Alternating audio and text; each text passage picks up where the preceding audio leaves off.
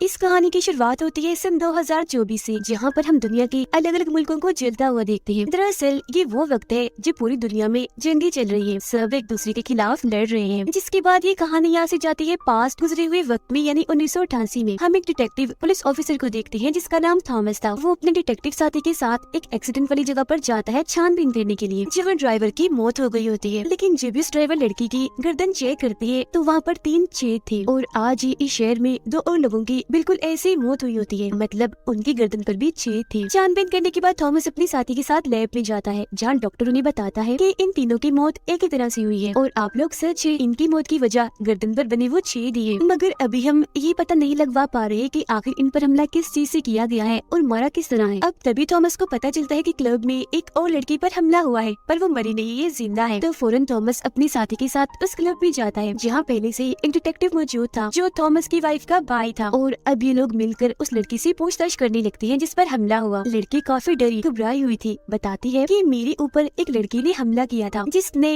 नीले रंग की हुडी वाली जैकेट पहनी हुई थी, और उसके हाथ पर खून भी लगा हुआ था। अभी वो ये बातें उन्हें बता ही रही थी कि तभी उसकी गर्दन में दर्द होने लगता है। दर्द इतना बढ़ जाता है कि तड़प तड़प की उसकी मौत हो जाती है। चेक करने पर उसकी गर्दन पर भी वो निशान मिलते हैं, जिससे उन्हें समझ आ गई थी कि इसे भी उस लड़की ने ही मारा है जिसने आज उन 3 लोगों को भी मारा है। तो इसलिए ये लोग हर उस लड़की को गिरफ्तार कर लेते हैं जिसने नीले रंग की हुडी वाली जैकेट पहनी हुई थी, और पूछताछ करते हैं। अब जब थॉमस अपने साथी के साथ गाड़ी में था तो तभी उनके सामने नीली हुडी वाली लड़की आ जाती है, जो अपना मुंह छुपाकर पी रही थी, और उन्हें देखते ही अचानक भागने लगती है। तब थॉमस भी अपने साथी के साथ फौरन भागता है, उसका पीछा करने लगता है। वो लड़की भागते भागते एक रेलवे स्टेशन पर आ गई थी। थॉमस के साथी ने उसे छुपा हुआ देख लिया था। वो चुपके से फिर आगे बढ़ के उसे पकड़ भी लेता है, लेकिन वो खुद को छुड़वाते हुए उसे एक बोर्ड में दे मारती है, जिससे उसका एक पैर टूट जाता है। और फिर तभी यहाँ थॉमस भी पहुँच चुका था, जो उस हुडी वाली लड़की को गन पॉइंट पर ले लेता है। वो फिर मुड़ती है, यहाँ हमें उसका नाम पता चलता है जो राया था। वो थॉमस को बताती है कि तुम्हारी वाइफ का बच्चा होने वाला है ना, आज उसकी बेटी होगी, जिसके बाद अफसोस तुम्हारी वाइफ की मौत हो जाएगी। थॉमस उसकी बातों पर यकीन नहीं करता और उस पर झपट पड़ता है पकड़ने के लिए, जहाँ इन दोनों के बीच हाथापाई होने लगती है। थॉमस ने उसका पैर पकड़ लिया था, लेकिन राया चलाती से थॉमस की हथकड़ी से उसे ही बांध देती है। लेकिन जब वो वहाँ से जाने लगती है तो थॉमस के हाथ में उसका वो हथियार लग जाता है, जिसके जरिए छेद करके वो सबको मारती है। वो फिर उस हथियार से राया की टांग पर वार कर देता है, जिससे उसका बैलेंस खराब हो गया था, और आती हुई ट्रेन से जैसे वो टकराती है,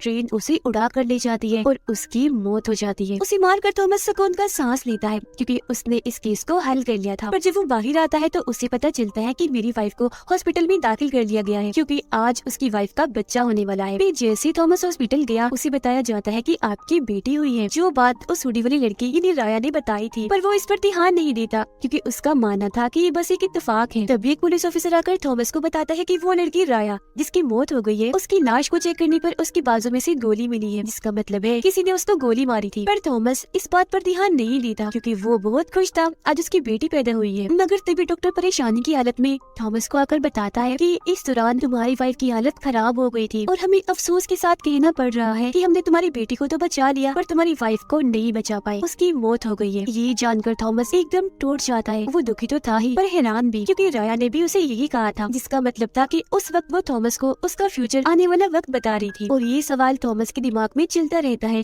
कि उसे ये बात कैसे पता चली। अब ऐसे ही कई साल गुजर जाते हैं, पर आज तक थॉमस को उसका जवाब नहीं मिला। जब थॉमस की बेटी बड़ी होकर आज पूरे 9 साल की हो गई है, यानी आज उसका बर्थडे था, और क्योंकि आज के दिन उसकी वाइफ की भी मौत हुई थी, तो वो अपनी बेटी को लेकर उसकी कब्र पर जाता है, जहाँ उसकी वाइफ की कब्र पर किसी ने पहले से फूल रखे हुए थे। उसे लगता है या तो मेरे डिटेक्टिव साथी या मेरी वाइफ के भाई ने ये किया होगा। पर जब वो दोनों को कॉल करता है तो उन दोनों में से किसी ने भी ये फूल नहीं रखे होते। वो सोच में पड़ जाता है कि फिर ऐसा किसने किया होगा, कि तभी उसके पास कॉल आती है और उसे बताया जाता है कि शहर में एक खून हुआ है, जो बिल्कुल वैसे हुआ जैसे आज से 9 साल पहले यानी 1988 में उन 4 लोगों का हुआ था।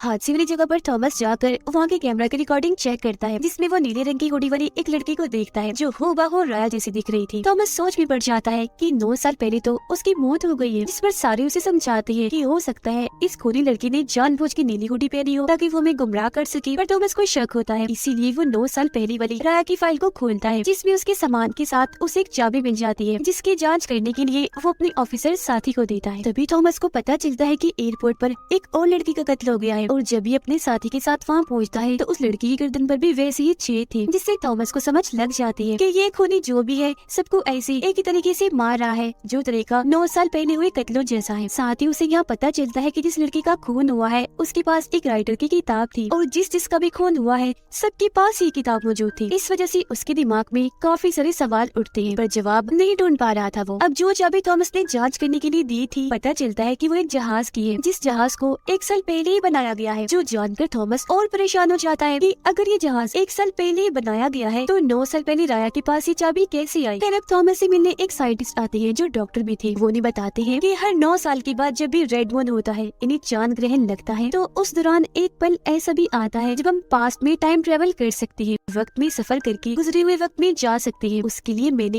एक मशीन भी बनाई है। अब थॉमस और उसके साथी को डॉक्टर की बातें बेकार लगती है तो इस पर वो ध्यान नहीं देते। तब डॉक्टर भी मायूस होकर वहाँ से चला जाता है। थॉमस और उसका साथी अब उस जगह पर आ जाते हैं जहाँ वो जहाज खड़ा था, जिसकी चाबी थॉमस को मिली थी। यहाँ थॉमस अकेला ही अंदर जाता है, जिसके सामने तभी राया आ जाती है और उस पर अपनी गन तान देती है। उसे जिंदा देखकर थॉमस एकदम हैरान था क्योंकि उसकी आंखों के सामने उसकी मौत हो गई थी। तो अब वो जिंदा कैसे है और तो और उसकी उम्र भी नहीं बढ़ी जरा भी। राया गन पॉइंट पर थॉमस को कुछ बताने ही वाली थी कि तभी अंदर थॉमस का साथी आ जाता है। वो जैसे पलटती है गलती से उससे गोली चल जाती है, जिससे थॉमस के साथी की मौत हो जाती है। यहाँ क्योंकि सारी पुलिस भी आ चुकी थी इसीलिए राया थॉमस को जबरदस्ती लेकर जहाज में बैठ जाती है। उड़ान भरते ही वो थॉमस को बताती है कि तुम मुझे देखकर हैरान हो रही होगी है ना, मैं दरअसल बार बार टाइम ट्रेवल करके टाइम में पीछे आती हूँ। ऐसा मैं इसलिए करती हूँ ताकि फ्यूचर की दुनिया को ठीक कर सकूँ, क्योंकि अगर मैंने ऐसा ना किया तो फ्यूचर में सब कुछ बदल जाएगा, हर चीज तबाह हो जाएगी और मैं सिर्फ चांद ग्रहण की रात को ही टाइम ट्रेवल कर सकती हूँ। तब थॉमस सोचने लगता है कि ये तो वही थ्योरी है जो कुछ देर पहले डॉक्टर ने भी बताई थी। आगे कुछ बोलने से पहले राया थॉमस को धक्का देकर नीचे पानी में गिरा देती है। वो जैसे तैसे पानी से बाहर आ चुका था। अगली सुबह पुलिस जब छानबीन करने यहाँ आती है तो उन्हें उस प्लेन के टूटे हुए टुकड़े मिलते हैं, जिसका मतलब था कि इनका प्लेन तबाह हो गया था,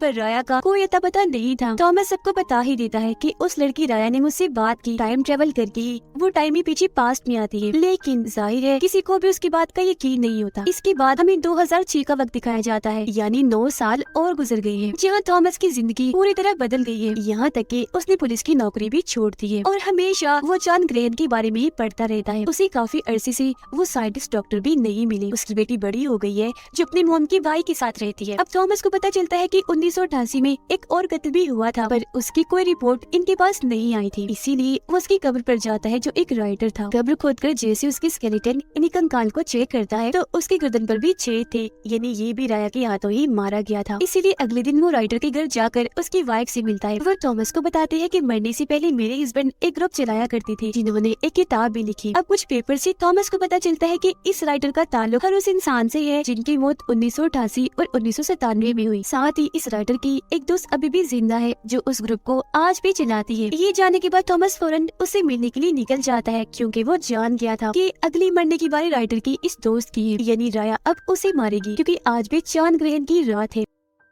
अब उसके घर ये पहुंच तो गया था पर काफी देर हो गई थी क्योंकि राइटर की वो दोस्त मारी गई थी। और फिर तभी थॉमस को राया दिख जाती है जो वहाँ से भाग रही थी। वो जल्दी से उस पर गोलियां चलाने लगता है। एक गोली आकर उसके हाथ पर लगती है पर फिर भी वो वहाँ से भाग जाती है। थॉमस उसका पीछे करता है, देखता है कि वो समंदर किनारे बने एक बड़े सी पाइप में चली गई है। उसके पीछे जब वो भी जाता है तो पाइप की उस पर उसे टाइम मशीन दिखती है जिसके अंदर राया बैठ चुकी थी। पानी मशीन में भरता जा रहा था और फिर एक तेज रोशनी के साथ ही मशीन वहाँ से गायब हो जाती है। दरअसल वो टाइम ट्रेवल करके 1988 में आ जाएगी जहाँ थॉमस की वजह से उसकी मौत हुई। उसका सबूत ये है कि उसकी लाश में से वो गोली मिली थी जो अब 2006 में थॉमस ने उसे मारी है, जिस गोली के बारे में पुलिस ऑफिसर ने आकर थॉमस को बताया भी था जब उसकी बेटी पैदा हुई थी। और अब यहाँ थॉमस को सारी बात समझ आ गई थी। तभी इधर पुलिस भी आ जाती है। हालांकि थॉमस उन्हें बहुत समझाता है पर एक तो कोई उसकी बात यकीन नहीं करता, साथ ही उसे गिरफ्तार भी कर लिया जाता है क्योंकि पुलिस को लग रहा था कि राइटर की दोस्त को इसने ही मारा है। जिसके बाद हमें 2015 का वक्त दिखाया जाता है, यानी 9 साल और गुजर गई है और थॉमस आज भी इस अजीब केस को हल करने में लगा हुआ है। वो हमेशा उस पाइप के बाहर रहता है जहाँ से राया अंदर टाइम मशीन में गई थी और आज भी चांद ग्रहण की रात थी। थॉमस को यकीन था कि राया जरूर आएगी। हालांकि आज उसकी बेटी का बच्चा भी होने वाला था, लेकिन वो वहाँ नहीं गया क्योंकि वो राया को पकड़ना चाहता था। उसके जहन में सालों से जो सवाल है वो उनका जवाब चाहता है। और फिर आखिरकार वो टाइम मशीन वहाँ आकर गिरती है, जिसके बाद राया उस पाइप के जरिए बाहर निकल कर आती है। तब थॉमस उस पर गन तान देता है और पूछता है कि बताओ तुम कौन हो, आज तुम्हें बताना ही होगा। तो वो बताती है कि मैं राया आपकी नवासी हूँ। मैं बार बार टाइम ट्रेवल कर रही हूँ क्योंकि आपने ही मुझे ऐसा करने के लिए कहा था। साल 2024 से मैंने अपना सफर शुरू किया था, जहाँ दुनिया जल रही है, तबाह हो रही है, क्योंकि पूरी दुनिया में जंग छिड़ी हुई है। और ऐसा उस राइटर की किताब से हुआ है जो उसने 1988 में लिखी थी, क्योंकि किताब को पढ़ने से लोगों के दिमाग पर उसका काफी गहरा असर हुआ। अपने मुल्क से प्यार की वजह से लोग बाकी दुनिया से लड़ने लगे और पूरी दुनिया जंग का मैदान बन गई। ऐसे में दुनिया को बचाने के लिए उस साइंटिस्ट डॉक्टर ने टाइम मशीन बनाई, जिसके जरिए हर 9 साल पीछे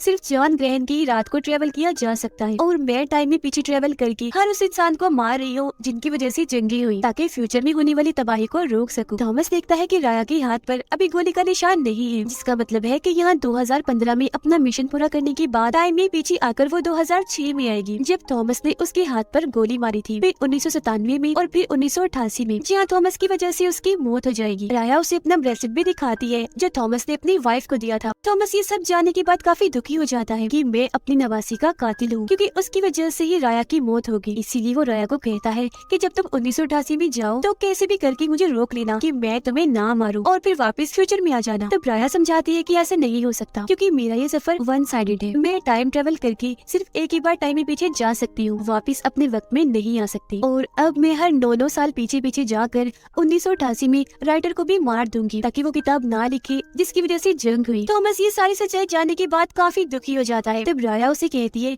कि आप हॉस्पिटल जाएं, क्योंकि आज मैं पैदा होंगी। इतना कहते ही खुद वो यहाँ से निकल जाती है। थॉमस हॉस्पिटल आता है तो उसकी नवासी यानी राया पैदा होती है, जिससे वो बहुत प्यार करता है। और राया 9 साल पीछे जाकर हर उस इंसान को मार देती है जो जंग होने की वजह बने। और आखिर में राइटर के पास भी पहुँच गई थी जो किताब लिख रहा था। किताब ही क्योंकि जंग की वजह बनेगी तो पूरी होने से पहले ही वो राइटर को भी मार देती है, जिसके बाद हमें फ्यूचर यानी 2024 का वक्त दिखाया जाता है, जहाँ पर सारी तबाही वापस मुड़ना शुरू हो जाती है। सब कुछ ठीक हो गया था, मतलब यह जंग कभी हुई ही नहीं। राया पूरी दुनिया को बचाने के लिए अपने इस मिशन के दौरान मारी गई, लेकिन उसने अपना काम पूरा कर दिया। और इसी के साथ ये कहानी इधर ही खत्म हो जाती।